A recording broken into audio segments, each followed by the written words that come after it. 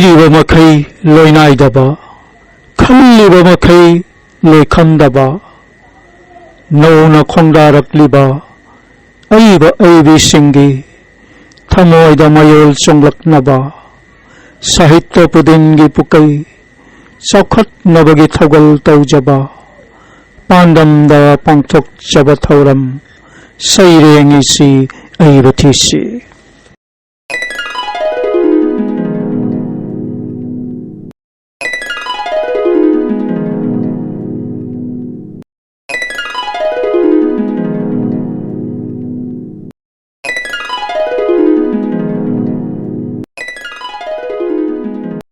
ꯑꯍꯥꯟꯕ ꯃꯛꯇꯗ ꯅꯣꯡꯊ꯭ꯔꯃꯝ ꯀꯣꯃꯣꯜ ꯑꯩꯍꯥꯛꯅ ꯃꯤꯌꯥꯝꯒꯤ ꯃꯐꯝꯗ ꯈꯨꯔꯨꯝꯖꯔꯤ ꯆꯠꯈꯤꯕ ꯃꯦ ꯊꯥꯒꯤ ꯅꯣꯡꯁꯤꯡ 9 2022 ꯏꯪ ꯅꯣꯡꯃꯥꯏꯖꯤꯡꯒꯤ ꯌꯥꯏꯐꯔꯕ ꯄꯨꯡꯐꯝꯗ ꯂꯝꯗꯝ ꯑꯁꯤꯒꯤ ꯃꯥꯂꯦꯝ ꯑꯁꯤꯒꯤ ꯑꯣꯖꯥꯁꯤꯡ ꯑꯃꯗꯤ ꯑꯏꯕ ꯑꯏꯕꯤꯁꯤꯡꯅ ꯏꯔꯤꯕ ꯁꯩꯔꯦꯡꯁꯤꯡ ꯑꯁꯤꯗꯒꯤ ꯈꯔꯇꯪ ꯂꯧꯈꯠꯆꯔꯒ ꯁꯩꯔꯦꯡꯏꯁꯤ ꯑꯏꯕ ꯊꯤꯁꯤ ꯍꯥꯏꯅ ꯃꯤꯡꯊꯣꯜꯕ ꯁꯩꯔꯦꯡ ꯄꯥꯊꯣꯛꯄꯒꯤ ꯊꯧꯔꯝ ꯑꯃ ꯃꯤꯌꯥꯝꯒꯤ ꯃꯐꯝꯗ ꯈꯨꯗꯣꯜ ꯇꯝꯖꯕꯒꯤ ꯊꯧꯔꯝ ꯍꯧꯗꯣꯛꯆꯈꯔꯦ ꯊꯧꯔꯝ ꯑꯁꯤ ꯃꯔꯨ ꯑꯣꯏꯅ ꯅꯧꯅ ꯆꯣꯡꯊꯣꯔꯛꯂꯤꯕ ꯑꯏꯕ ꯑꯏꯕꯤꯁꯤꯡꯒꯤ ꯊꯃꯣꯏꯗ ꯁꯩꯔꯦꯡ ꯏꯅꯤꯡꯕꯒꯤ ꯋꯥꯈꯜ ꯃꯌꯣꯜ ꯆꯣꯡꯂꯛꯅꯕꯒꯤ ꯄꯥꯟꯗꯝꯗ ꯄꯥꯟꯗꯝꯖꯔꯒ ꯄꯨꯊꯣꯛꯆꯕꯅꯤ ꯊꯧꯔꯝ ꯑꯁꯤꯅ ꯁꯥꯍꯤꯇ꯭ꯌ ꯄꯨꯗꯤꯟꯒꯤ ꯄꯨꯀꯩ ꯆꯥꯎꯈꯠꯅꯕꯒꯤ ꯊꯧꯒꯜ ꯇꯧꯕ ꯐꯪꯖꯕꯒꯤ ꯈꯨꯗꯣꯡꯆꯥꯕ ꯐꯪꯖꯔꯦ ꯍꯥꯏꯅ ꯂꯧꯖꯔꯦ ꯉꯁꯤ ꯏꯪ ꯀꯨꯝꯖꯥ 2023 ꯖꯨꯂꯥꯏ ꯊꯥꯒꯤ ꯅꯣꯡꯁꯤꯡ 1 ꯅꯤꯡꯊꯧꯀꯥꯕ ꯅꯨꯃꯤꯠꯀꯤ ꯌꯥꯏꯐꯔꯕ ꯄꯨꯡꯐꯝꯗ ꯑꯄꯨꯟꯕ ꯄꯣꯔꯝꯂꯦꯟ ꯃꯔꯨꯞ ꯑꯁꯥꯝ ꯍꯣꯖꯥꯏ ꯔꯦꯖꯤꯁꯇ꯭ꯔꯦꯁꯟ ꯅꯝꯕꯔ 265 ꯀꯤ ꯃꯈꯥꯗ APM ꯂꯥꯏꯔꯦꯝꯕꯤ ꯆꯦꯅꯦꯜꯅ ꯄꯥꯡꯊꯣꯛꯆꯔꯤꯕ ꯁꯩꯔꯦꯡꯏꯁꯤ ꯑꯏꯕ ꯊꯤꯁꯤ ꯊꯧꯔꯝ ꯑꯁꯤꯒꯤ 40ꯁꯨꯕ ꯇꯥꯡꯀꯛꯀꯤ ꯁꯩꯔꯦꯡ ꯄꯥꯊꯣꯛꯄꯒꯤ ꯊꯧꯔꯝ ꯃꯤꯌꯥꯝꯒꯤ ꯃꯐꯝꯗ ꯈꯨꯗꯣꯜ ꯇꯝꯖꯔꯤ ꯄꯥꯡꯊꯣꯛꯆꯔꯤꯕ ꯁꯩꯔꯦꯡꯏꯁꯤ ꯑꯏꯕ ꯊꯤꯁꯤ ꯊꯧꯔꯝ ꯑꯁꯤꯒꯤ 40ꯁꯨꯕ ꯇꯥꯡꯀꯛꯀꯤ ꯁꯩꯔꯦꯡ ꯄꯥꯊꯣꯛꯄꯒꯤ ꯊꯧꯔꯝ ꯑꯁꯤꯗ ꯂꯧꯈꯠꯆꯔꯦ ꯁꯩꯔꯦꯡ 5ꯈꯛ APM ꯂꯥꯏꯔꯦꯝꯕꯤ ꯆꯦꯅꯦꯜꯅ ꯄꯥꯡꯊꯣꯛꯆꯔꯤꯕ ꯁꯩꯔꯦꯡꯏꯁꯤ ꯑꯏꯕ ꯊꯤꯁꯤ ꯊꯧꯔꯝ ꯑꯁꯤꯒꯤ 40ꯁꯨꯕ ꯇꯥꯡꯀꯛꯀꯤ ꯁꯩꯔꯦꯡ ꯄꯥꯊꯣꯛꯄꯒꯤ ꯊꯧꯔꯝ ꯑꯁꯤꯗ ꯑꯍꯥꯟꯕꯒꯤ ꯁꯩꯔꯦꯡ ꯑꯣꯏꯅ ꯂꯧꯈꯠꯆꯔꯦ ꯏꯃꯥ ꯂꯩꯄꯥꯛ ꯃꯅꯤꯄꯨꯔꯒꯤ ꯌꯨꯝꯅꯥꯝ ꯍꯨꯏꯗ꯭ꯔꯣꯝ ꯃꯌꯥꯏ ꯂꯩꯀꯥꯏꯗ ꯂꯩꯕꯤꯔꯤꯕꯤ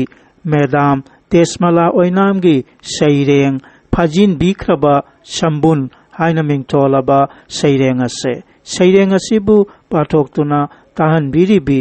ꯃꯦꯗꯥꯝ ꯇꯦꯖꯃꯂꯥ ꯑꯣꯏꯅꯥꯝ ꯃꯁꯥꯃꯛ APM ꯂꯥꯏꯔꯦꯝꯕꯤ ꯆꯦꯅꯦꯜꯕꯨ ꯇꯥꯕꯤꯔꯤꯕ ꯈ꯭ꯋꯥꯏꯈꯤꯕꯤ ꯄꯨꯝꯅꯃꯛꯄꯨ ꯑꯍꯥꯟꯕꯃꯛꯇꯗ ꯏꯀꯣꯛꯅꯣꯟꯅ ꯈꯨꯔꯨꯝꯖꯔꯤ ꯑꯩꯒꯤ ꯁꯩꯔꯦꯡꯒꯤ ꯃꯃꯤꯡ ꯈꯥꯖꯤꯟꯕꯤꯈ꯭ꯔꯕ ꯁꯝꯕꯟ ꯁꯥꯏꯅ ꯖꯣꯝ ꯖꯣꯝ ꯑꯩꯒꯤ ꯃꯥꯏꯊꯣꯡ ꯊꯝꯕꯥꯜ ꯑꯣꯏꯅ ꯍꯨꯟ ꯌꯦꯠꯅ ꯑꯣ ꯅꯨꯡꯁꯤ ꯃꯄꯥꯎ ꯉꯥꯏꯅ ꯉꯥꯏꯅ ꯇꯨꯡꯑꯣꯏꯅꯔꯝꯂꯦ ꯅꯤꯉꯣꯜ ꯀꯥꯗꯣ ꯅꯨꯡꯁꯤ ꯄꯥꯃꯦꯜ ꯑꯄꯨꯡꯕ ꯀꯥꯏꯗꯣꯡꯖꯔꯛꯈꯤ ꯄꯥꯝꯃꯨꯅꯥꯛꯇ ꯄꯨꯟꯁꯤ ꯅꯣꯡꯂꯩ ꯅꯨꯡꯁꯤꯠ ꯍꯨꯝꯂꯛꯈꯤ ꯊꯤꯡꯕ ꯉꯝꯗꯅ ꯃꯥꯏꯀꯩ ꯈꯪꯗꯅ ꯃꯥꯡꯂꯛꯈ꯭ꯔꯦ ꯃꯥꯡꯈꯤ ꯑꯩꯒꯤ ꯄꯨꯟꯁꯤ ꯂꯝꯕꯤ ꯃꯥꯔ ꯃꯥꯔ ꯊꯥꯡꯖꯈꯤ ꯄꯟꯊꯨꯡ ꯎꯗ꯭ꯔꯕ ꯈꯣꯡꯊꯥꯡ ꯍꯥꯡꯂꯕ ꯂꯝꯕꯤꯅꯤ ꯄꯨꯟꯁꯤꯒꯤ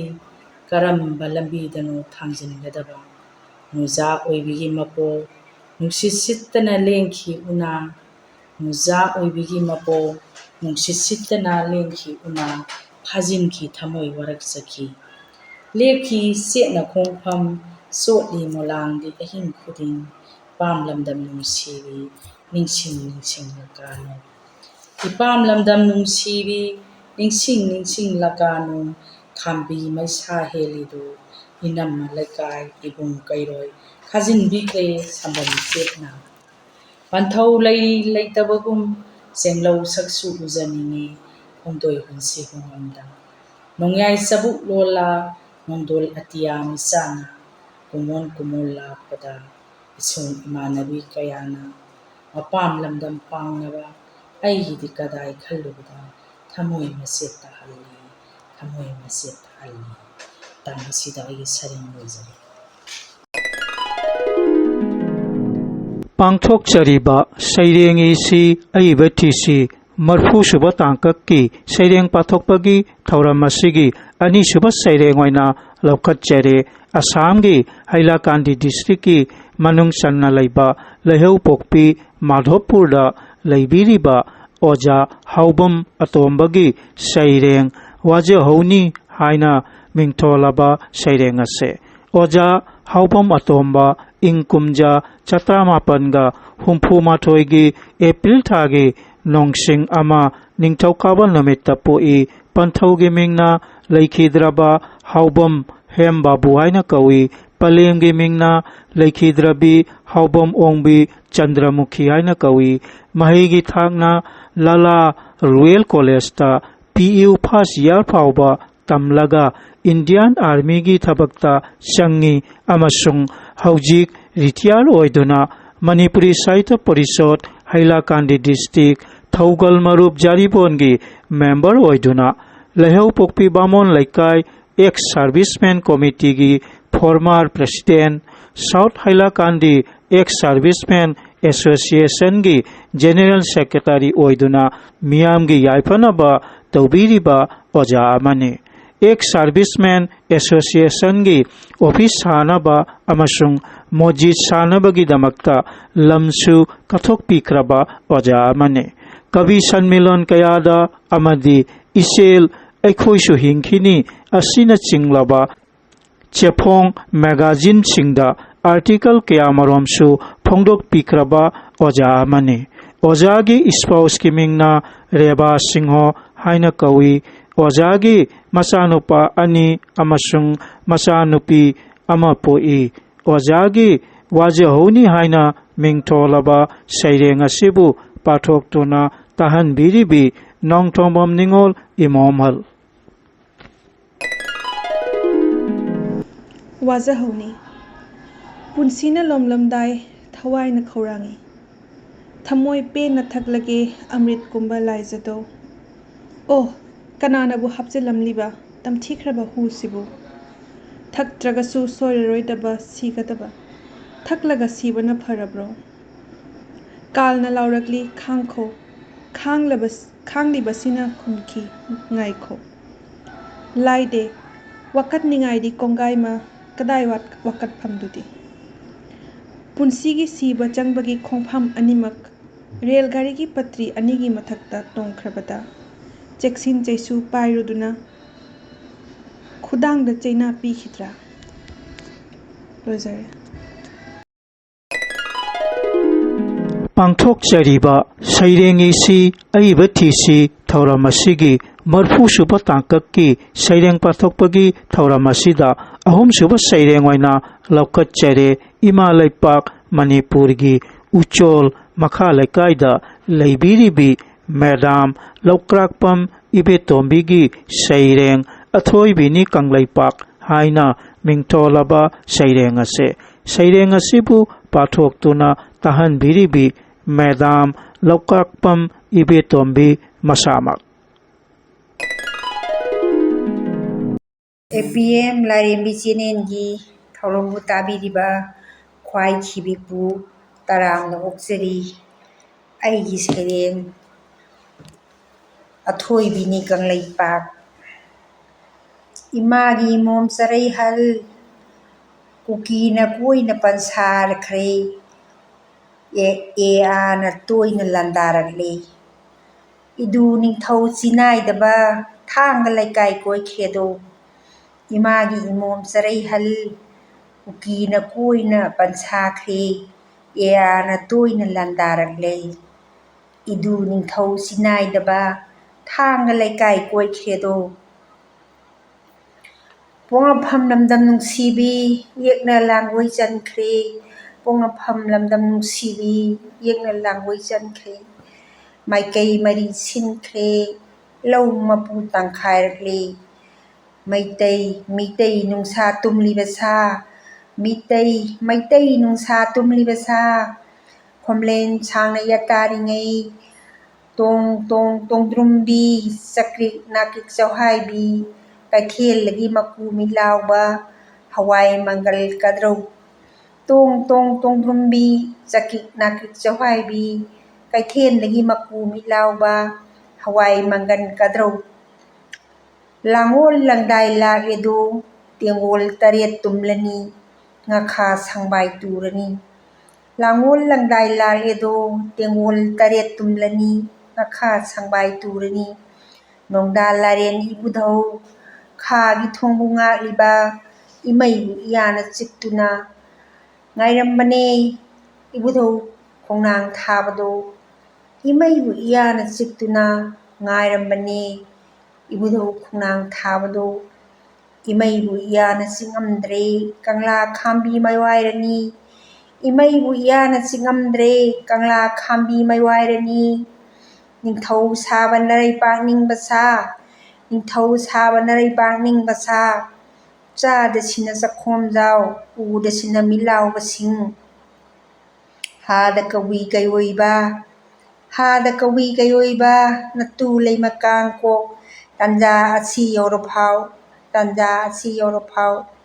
ꯃꯩꯇꯩ ꯃꯤꯇꯩ ꯂꯩꯃꯒꯤ ꯃꯃꯣꯝ ꯁꯥ ꯁꯥꯐꯤ ꯂꯥꯝꯐꯤ ꯈꯨꯠꯇ ꯊꯥꯡꯁꯥꯡ ꯆꯨꯡꯒꯣꯏ ꯂꯤꯡꯊꯣꯏ ꯉꯝꯕꯤ ꯃꯃꯣꯝꯅꯤ ꯂꯤꯡꯊꯣꯏ ꯉꯝꯕꯤ ꯃꯃꯣꯝꯅꯤ ꯀꯣꯛꯇ ꯀꯣꯌꯦꯠ ꯀꯥꯎꯐꯗꯦ ꯈ꯭ꯋꯥꯡꯒꯤ ꯈ꯭ꯋꯥꯡꯆꯦꯠ ꯂꯥꯛ ꯈꯨꯠꯇ ꯆꯩꯁꯨ ꯊꯥꯐꯔꯣꯏ ꯀꯣꯛꯇ ꯀꯣꯌꯦꯠ ꯀꯥꯎꯐꯗꯦ ꯈ꯭ꯋꯥꯡꯗ ꯈ꯭ꯋꯥꯡꯆꯦꯠ ꯂꯥꯛ ꯈꯨꯠꯀꯤ ꯆꯩꯁꯨ ꯊꯥꯐꯔꯣꯏ ꯇꯩꯊꯣꯛꯂꯁꯤꯀꯣ ꯁꯤꯟꯊꯔꯤꯕ ꯄꯤꯔꯥꯡꯁꯦ ꯅꯨꯡꯁꯤꯗꯔꯥ ꯑꯊꯣꯏꯕꯤ ꯀꯪꯂꯩꯄꯥꯛꯁꯦ ꯅꯨꯡꯁꯤꯗꯔꯥ ꯑꯊꯣꯏꯕꯤ ꯀꯪꯂꯩꯄꯥꯛꯁꯦ ꯃꯇꯥꯡ ꯑꯁꯤꯗ ꯑꯩꯒꯤ ꯁꯩꯔꯦꯡ ꯂꯣꯏꯁꯤꯟꯖꯔꯦ ꯁꯩꯔꯦꯡꯒꯤ ꯁꯤ ꯑꯏꯕ ꯊꯤꯁꯤ ꯊꯧꯔꯝ ꯑꯁꯤꯒꯤ ꯃꯔꯐꯨꯁꯨꯕ ꯇꯥꯡꯀꯛꯀꯤ ꯁꯩꯔꯦꯡ ꯄꯥꯊꯣꯛꯄꯒꯤ ꯊꯧꯔꯝ ꯑꯁꯤꯗ ꯃꯔꯤꯁꯨꯕ ꯁꯩꯔꯦꯡ ꯑꯣꯏꯅ ꯂꯧꯈꯠꯆꯔꯦ ꯏꯃꯥ ꯂꯩꯄꯥꯛ ꯃꯅꯤꯄꯨꯔꯒꯤ ꯑꯣꯖꯥ ꯖꯣꯏꯁꯪꯀꯔ ꯍꯩꯁꯅꯥꯝꯒꯤ ꯁꯩꯔꯦꯡ ꯀꯂꯝꯗꯒꯤ ꯅꯣꯡꯃꯩ ꯍꯥꯏꯅ ꯃꯤꯡꯊꯣꯜꯂꯕ ꯁꯩꯔꯦꯡ ꯑꯁꯦ ꯑꯣꯖꯥ ꯖꯣꯏꯁꯪꯀꯔ ꯍꯩꯁꯅꯥꯝ ꯊꯥꯡꯒ ꯍꯩꯁꯅꯥꯝ ꯃꯌꯥꯏ ꯂꯩꯀꯥꯏꯗ ꯈ꯭ꯔꯤꯁꯇ ꯀꯨꯝ 1764 ꯁꯦꯞꯇꯦꯝꯕꯔ ꯊꯥꯒꯤ ꯅꯣꯡꯁꯤꯡ ꯑꯃ ꯂꯩꯕꯥꯛꯄꯣꯛꯄ ꯅꯨꯃꯤꯠꯇ ꯇꯥꯏꯕꯪꯗ ꯈꯣꯡꯗꯥꯔꯛꯏ ꯑꯄꯣꯛꯄꯒꯤ ꯃꯤꯡ ꯍꯩꯁꯅꯥꯝ ꯀꯤꯠꯇꯃꯂꯥ ꯑꯃꯁꯨꯡ ꯑꯄꯣꯛꯄꯤꯒꯤ ꯃꯤꯡꯅ ꯍꯩꯁꯅꯥꯃꯣꯡꯕꯤ ꯀꯦꯁꯨ ꯍꯥꯏꯅ ꯀꯧꯏ ꯃꯆꯤꯟ ꯃꯅꯥꯎ ꯑꯍꯨꯝꯅꯤ ꯅꯨꯄꯥ 2 ꯅꯨꯄꯤ 1 ꯑꯏꯕ ꯑꯣꯖꯥ ꯑꯁꯤꯅ ꯑꯅꯤꯁꯨꯕꯅꯤ ꯃꯁꯥꯒꯤ ꯆꯍꯤ 24ꯗ ꯊꯥꯡꯒ ꯆꯤꯡꯈꯥ ꯕꯥꯃꯣꯟ ꯃꯅꯤꯡꯗꯒꯤ ꯑꯣꯏꯅꯥꯝ ꯅꯤꯡꯉꯣꯜ ꯁꯣꯔꯣꯖꯤꯅꯤꯒ ꯌꯥꯝꯅ ꯅꯧꯅ ꯄꯨꯟꯁꯤ ꯂꯩꯄꯨꯟ ꯁꯦꯝꯈꯤ ꯃꯆꯥꯅꯨꯄꯤ 3 ꯃꯆꯥꯅꯨꯄꯥ 1 ꯂꯩꯔꯦ ꯑꯣꯖꯥ ꯑꯁꯦ 8ꯁꯨꯕ ꯏꯟꯗꯤꯌꯥꯟ ꯔꯤꯖꯥꯔꯚ ꯕꯦꯇꯦꯂꯤꯌꯟꯒꯤ ꯖꯋꯥꯟꯅꯤ ꯑꯣꯖꯥꯅ ꯐꯣꯡꯗꯣꯛꯄꯤꯈ꯭ꯔꯕ ꯂꯥꯏꯔꯤꯛꯁꯤꯡꯗꯤ ꯑꯍꯥꯟꯕꯗ ꯃꯥꯡꯈꯤꯒꯗꯧꯔꯕ ꯃꯅꯤ ꯁꯩꯔꯦꯡ ꯂꯥꯏꯔꯤꯛ 2006ꯗ ꯐꯣꯡꯗꯣꯛꯄꯤꯈꯤ ꯑꯅꯤꯁꯨꯕꯗ ꯁꯦꯂꯣꯐꯣꯟꯗ ꯏꯕ ꯃꯦꯁꯦꯖ ꯁꯩꯔꯦꯡ ꯂꯥꯏꯔꯤꯛ 2009ꯗ ꯐꯣꯡꯗꯣꯛꯄꯤꯈꯤ ꯑꯣꯖꯥꯒꯤ ꯁꯩꯔꯦꯡ ꯀꯂꯝꯗꯒꯤ ꯅꯣꯡꯃꯩ ꯍꯥꯏꯅ ꯃꯤꯡꯊꯣꯜꯂꯕ ꯁꯩꯔꯦꯡ ꯑꯁꯤꯕꯨ ꯄꯥꯊꯣꯛꯇꯨꯅ ꯇꯥꯍꯟꯕꯤꯔꯤꯕꯤ ꯅꯣꯡꯊꯣꯝꯕꯝ ꯅꯤꯡꯉꯣꯜ ꯏꯃꯣꯝꯍꯜ ꯀꯂꯝꯗꯒꯤ ꯅꯣꯡꯃꯩ ꯁꯥꯒꯠꯂꯤ ꯊꯃꯣꯏ ꯊꯃꯣꯏꯗ ꯇꯥꯏꯕꯪ ꯃꯥꯂꯦꯝ ꯑꯃ ꯃꯥꯡꯗ ꯂꯩꯔꯤ ꯁꯟꯗꯣꯛꯇꯨꯅ ꯅꯤꯡꯊꯤꯕꯤ ꯃꯥꯂꯦꯝ ꯎꯐꯨꯜ ꯑꯣꯜꯂꯕ ꯂꯝꯗꯝꯁꯤꯒꯤ ꯎꯐꯨꯜꯒꯤ ꯋꯥꯔꯤ ꯈꯪꯂꯛꯏ ꯅꯍꯥꯛꯄꯨ ꯇꯞꯅ ꯇꯞꯅ ꯅꯨꯡꯁꯤꯕꯒꯤ ꯂꯝꯕꯤꯁꯤꯗ ꯈꯪꯍꯧꯗꯅ ꯆꯪꯂꯛꯈꯤꯕ ꯊꯃꯣꯏ ꯂꯤꯁꯤꯡꯂꯛꯇ ꯉꯥꯟꯊꯣꯏꯔꯛꯂꯤꯕ ꯁꯔꯠ ꯔꯤꯇꯨꯒꯤ ꯊꯥꯅꯤꯜꯒꯤ ꯊꯥꯖ ꯑꯣꯏꯅ ꯑꯑꯣꯟꯕ ꯅꯣꯡꯊꯥꯡꯒꯤ ꯈꯣꯡꯆꯠꯂꯛꯁꯤꯗ ꯍꯦꯛ ꯎꯔꯨꯕꯗꯒꯤ ꯑꯣꯟꯊꯣꯛꯈ꯭ꯔꯦ ꯑꯩꯒꯤ ꯀꯂꯝꯁꯨ ꯅꯣꯡꯃꯩ ꯅꯣꯡꯃꯩꯒꯤ ꯅꯨꯡꯁꯤꯕ ꯁꯨꯔꯒꯤ ꯈꯣꯟꯖꯦꯜꯗ ꯉꯥꯎꯗꯨꯅ ꯁꯥꯔꯛꯂꯦ ꯁꯟꯖꯦꯟ ꯅꯍꯥ ꯄꯨꯝꯕ ꯅꯤꯡꯊꯤꯕ ꯖꯒꯣꯏꯒꯤ ꯁꯥꯊꯦꯛ ꯄꯣꯛꯄ ꯁꯤꯕ ꯑꯅꯤꯒꯤ ꯂꯪꯗꯥꯏꯁꯤꯗ ꯂꯦꯞꯂꯤ ꯄꯨꯟꯁꯤ ꯄꯥꯃꯦꯜ ꯀꯌꯥ ꯅꯨꯡꯁꯤꯕ ꯄꯂꯦꯝꯒꯤ ꯈꯣꯡꯌꯥꯒꯤ ꯏꯐꯨꯜꯅ ꯀꯣꯛꯊꯛꯇ ꯂꯩ ꯍꯥꯞꯂꯤ ꯅꯨꯡꯁꯤꯕ ꯌꯥ ꯆꯟꯗꯟꯒꯤ ꯃꯅꯝ ꯑꯣꯏꯅ ꯆꯠꯂꯤ ꯑꯉꯝꯕ ꯆꯤꯡꯆꯦꯞꯀꯤ ꯅꯨꯡꯒꯥꯏꯔꯛꯇ ꯑꯁꯥꯒꯤ ꯃꯪꯂꯥꯟ ꯄꯨꯔꯗꯨꯅ APM Larembi Channel na Pangthok Chariba Saireng isi aiba thisi thauramasi marfu suba tangkaki saireng pathokpagi thauramasi manga suba saireng oina laukat chere Assam gi Guwahati kauba lamdam gi Borbari da leibiriba Oja Kaprabam Joy Kumar gi saireng Chajen bi mama haina mingtholaba saireng asibu pathoktuna tahanjariba Nongthonbam Kamal Isamak Sajen bi mama Inakta leplammi Sajen bi mama Sillaba train manungda Khanghaudana urakpani Khudakta lepkhatli Phamalli aigi phamda Momon minok kaloinana Harauna phamjai pothajai Aidi lep liwana Sang labalambida Agartala Sadhai banati second class Awaba masak khanglaki Lairaba haiba sisu lairabani Lemjaningai amatta leiti Kaya dawana leliba Sajen bi mama Loijare